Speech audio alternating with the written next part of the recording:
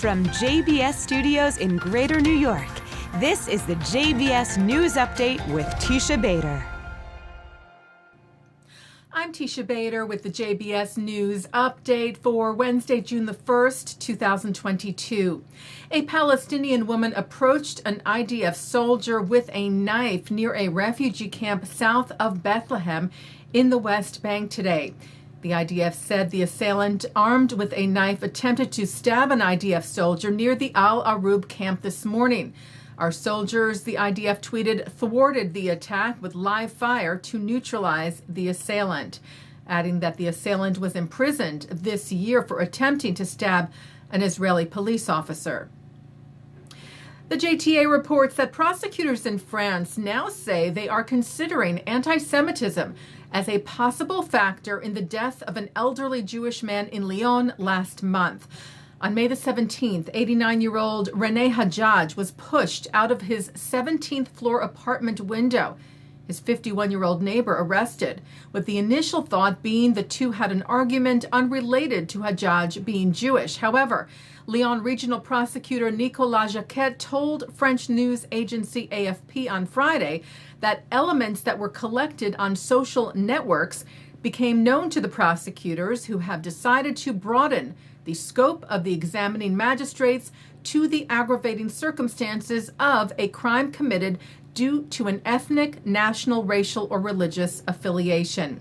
Those elements reportedly include the suspect making derogatory references on social media for Sayanim, the French word for Zionists.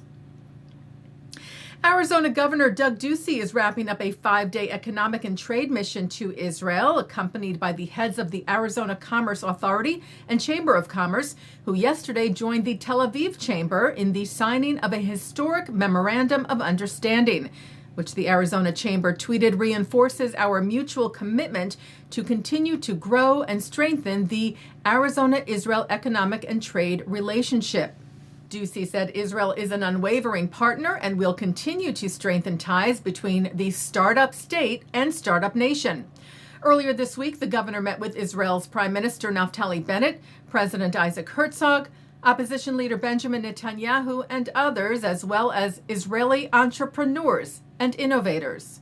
Ducey on Sunday for Memorial Day visited Israel's 9/11 memorial and planted a tree in memory of those who lost their lives that day. A delegation from B'nai B'rith International leadership met with Pope Francis at the Vatican to, it said, build upon strides in Catholic-Jewish relations and further advance peace and partnership in the Middle East.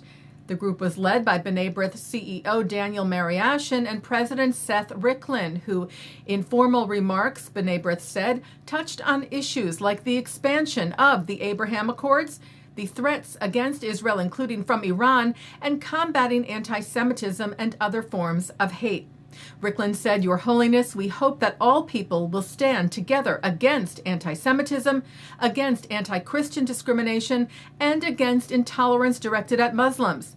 In recognition of our common home and common destiny, let us protect the environment, care for the most vulnerable, and promote mutual understanding rather than mutual recrimination.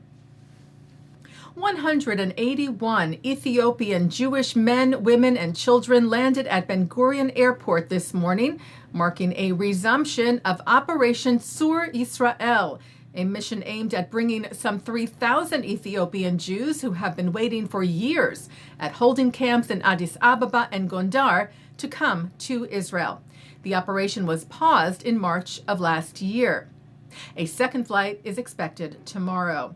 Immigration and Absorption Minister Pnina Tamano-Shata, herself an immigrant from Ethiopia to Israel, has been leading this effort, and she was on board today's 5-hour flight from Addis Ababa to Tel Aviv, writing upon the arrival 5 hours of flight to reduce tens of years of waiting.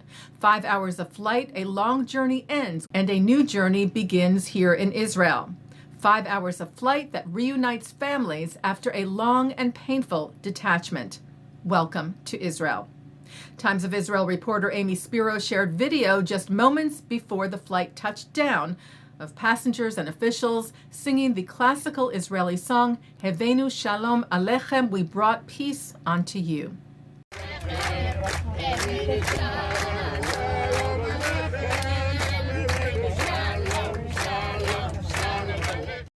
Taking a look now at our programming for tonight on JBS. For Wednesday, June the 1st at 7 o'clock, it's Talmud Study. At 7:30, a look at creating art from Torah.